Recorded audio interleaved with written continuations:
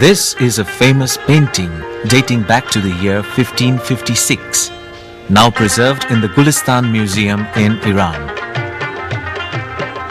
Among the varied and intricate details, one can discern the images of a young prince showing a picture to a bearded figure donning a typical Central Asian headdress. This was Humayun, the Mughal emperor, and the young prince was the future emperor, Akbar. Akbar at that time was barely 13 and was trying his hand at painting. This was an art that much fascinated the young prince.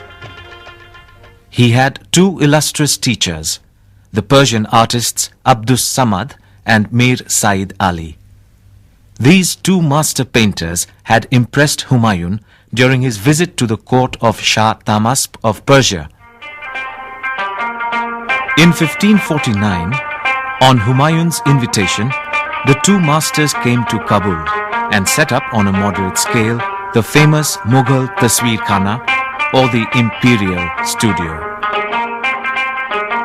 This, in short, was what scholars consider the true beginning of the Mughal painting. Akbar's training in art possibly never went beyond the rudiments, but his future efforts in organizing the numerous talented artists under one roof was perhaps the most significant development in the history of Mughal art.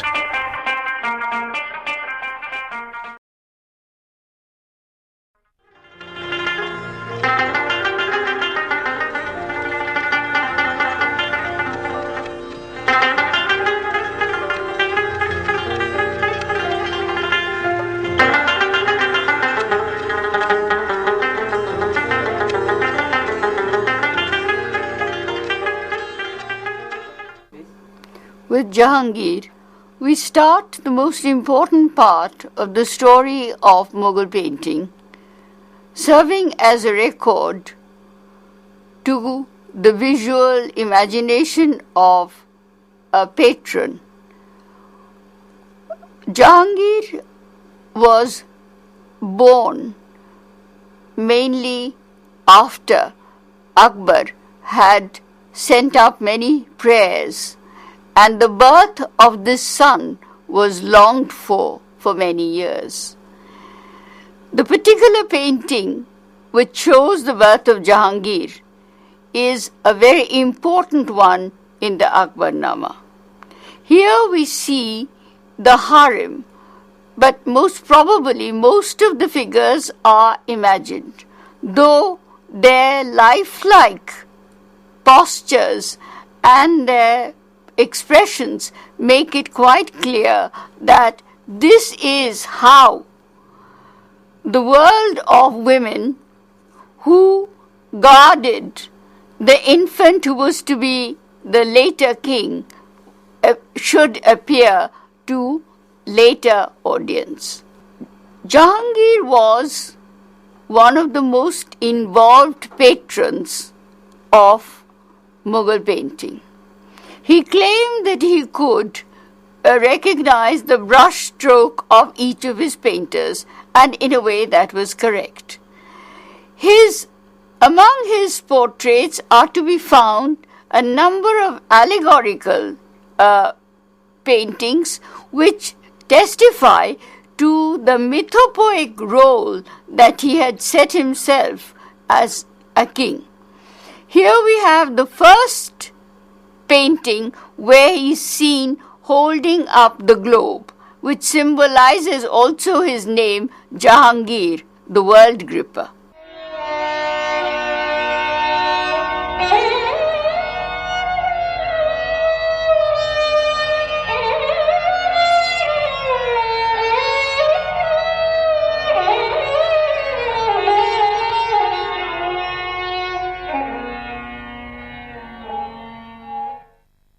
We now see that almost all the incidents in the life of the emperor, which is considered to be important, was to be recorded through painting. Just as if there was, in the case when photography was discovered about royal portraiture, how, portraits were to be used as a record of his empire and rule. In the same way, painting from the Jahangiri period onwards recorded every incident in the life of the emperor which he thought important. One of this was visiting the saints and conversing with learned men and poets. Jahangir himself considered that to be a very important activity, and he himself was considered to have been very fond of poetry and art. So both are combined in this particular painting where he is seen to be visiting the religious men. At a late stage of his life, almost at the age of 40, Jahangir went to visit the Dorga of Mainuddin Chishti. The man after Selim Chishti, who was the son of Mainuddin Chishti, was the saint to whom Jahangir's birth was also ascribed, and he had the name of the saint Selim. So his visit of Mainuddin Chishti's Dorga was actually a homage both to his own origin and to the fact that how the Mughal dynasty venerated the Chishti saints. Now here we have Jahangir sitting, and food is being distributed among the poor people, and the darvishes are coming to visit him.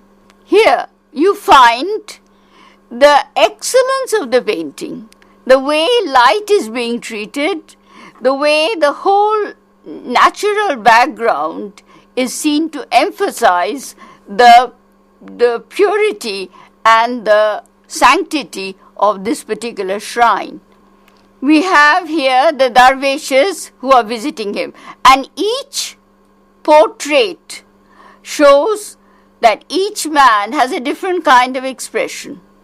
At the same time, we have, with the difference of clothes, gestures, the individual identity of all the holy men established.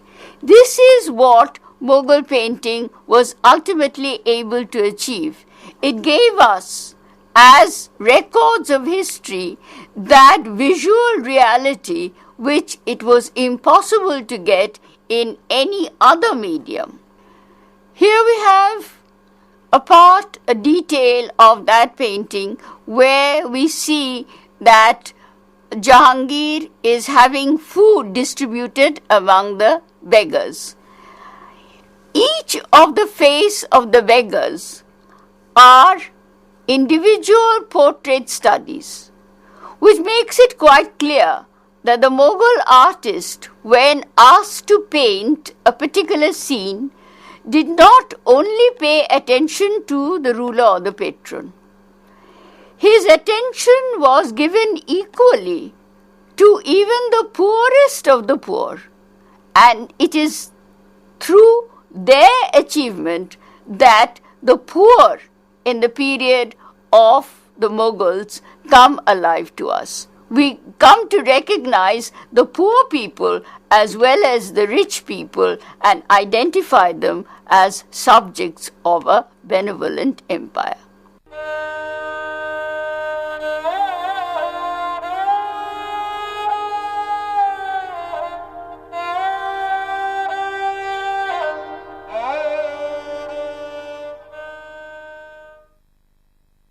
In this we see his veneration for European painting, and it is through the pursuit of European paintings that the Mughal painters actually reached that point of objective realism which it was not possible for them to do before.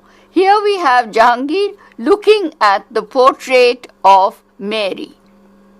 At the same time, almost in the same stance, we have Jhangir holding up the portrait of his father, in which Akbar is painted in complete white and he is holding the globe, which signifies his sovereignty. And we must remember that Jahangir also, when commissioning this painting, must have remembered that he had once rebelled against his father. But what it really signifies is that the throne was to pass from father to son, and the law of primogeniture is to be observed.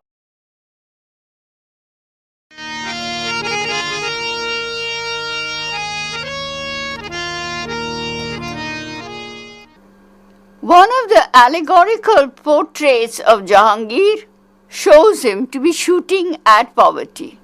The old man is supposed to symbolize poverty. The European cherubs are supplying Jhangir with arms. He is standing on the globe, crystal globe, where there is the lion and the sheep, signifying the dynastic rule of the two Safavid families, one the Mughal and the other Iranian. And at the bottom is the fish from whose belly emerges Monu, the Hindu lawgiver.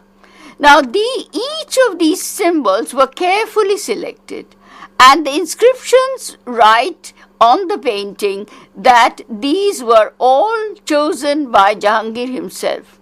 This very important painting shows the visual ideology of the Mughal ruler as we have never been able to see in any other records that have been left by Jhangir or his biographers in this period.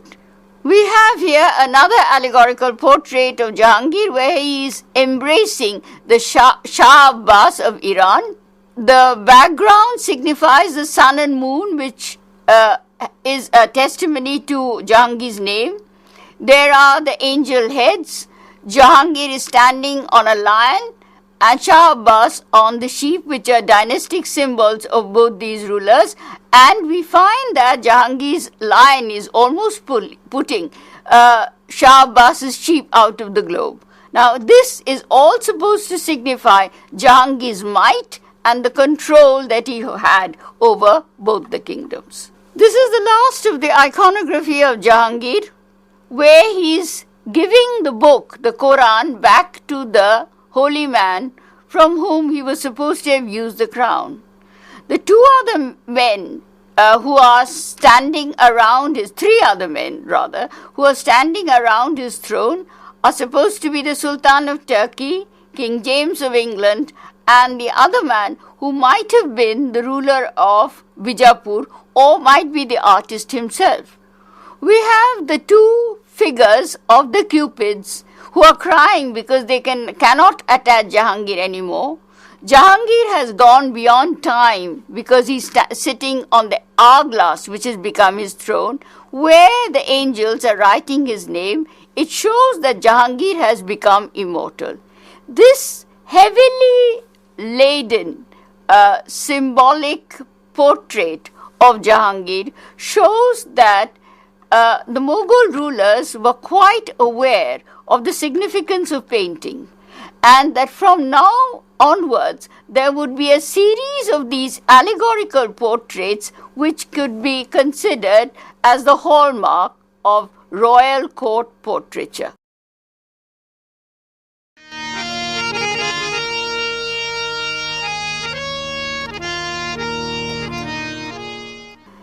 It was in the period of Jhangir that we have some of the best examples of what the Mughal artist had achieved in terms of realism.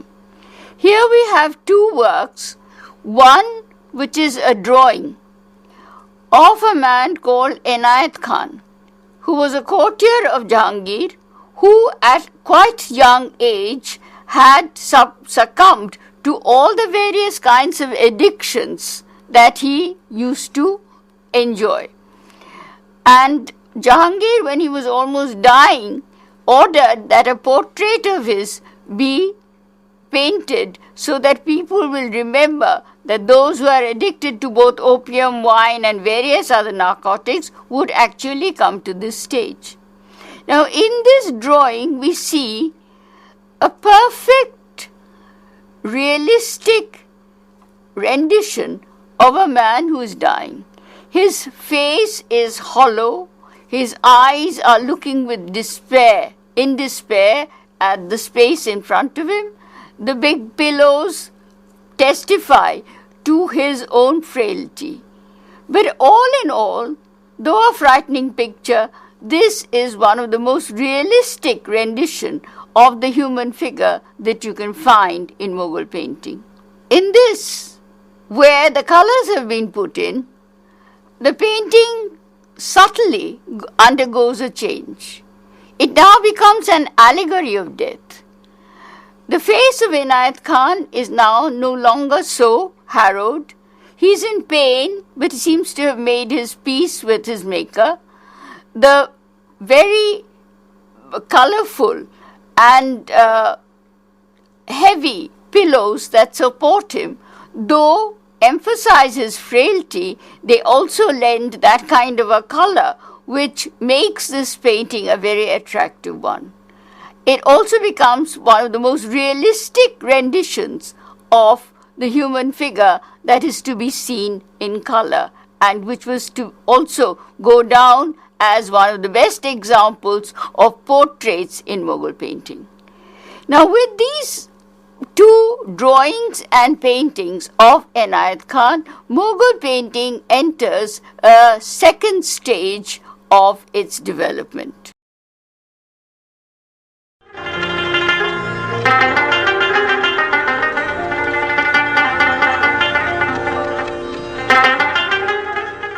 Now we have Shah Jahan.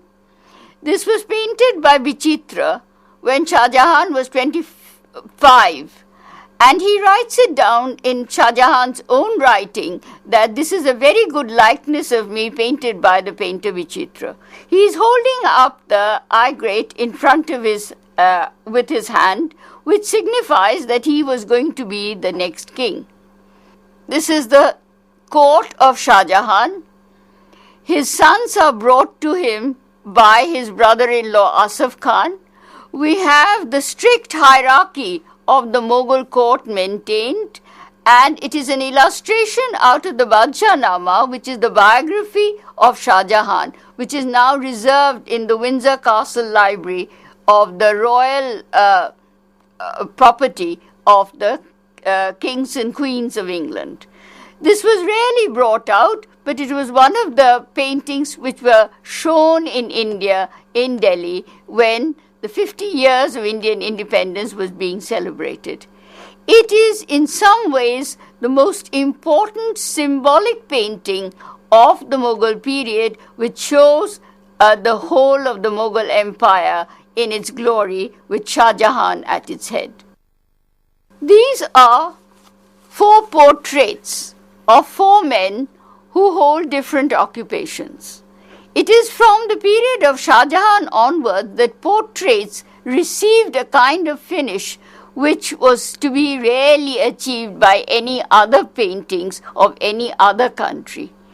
It almost becomes like colored photographs, and once again paintings become some of the most important records of the rule of these Mughal emperors. This is the portrait of an aristocratic woman. It is supposed to be imaginary, but it also testifies to the kind of imagination that the Mughal artists had and the attention that they paid to beauty and grace. This is an allegorical portrait of Shah Jahan in the middle period of his reign, where he is shown as being crowned by all the powers of heaven, and all the angels are holding up the crown, and he is also standing on the kind of crystal globe that his father had, and there is the symbolic expressions of the 2 dynasties of the Safavids, the lion and the sheep. Angels and divine signs became an important part of Mughal painting to mark the auspicious ceremony. Here we have Shah Shuja and Gaj Bahadur, and Shah Shuja is taking over from Gaj Bahadur as the Subadar of Bengal. And here we have the 2 angels holding up the canopy, which shows that this is a very important political incident in the life of the Mughal rulers. Finally, we come to a very interesting painting which was to be found in the Mughal album. It is a painting of all the princes of the house of Timur. And on one side, we have Timur and then his descendants up to Babur's father. They are all painted in the classical Persian style. On the next row, we have the Mughal princes coming up to Shah Jahan. The faces of the Mughal rulers were erased, and from Akbar onwards, right up to the last one, we have actual portraits inserted. This shows that even if the imagination, even if the glory of the earlier years of Timur's reign accepted by the Mughal rulers, they came to realize that in order to establish the actual rule, the material condition of their governance, they would have to be presented as actually as they were. This movement in terms of style towards a kind of realistic rendering of the portraits also signifies the way Indian people and Indianization of the superstructure was being carried out by the Mughal rulers.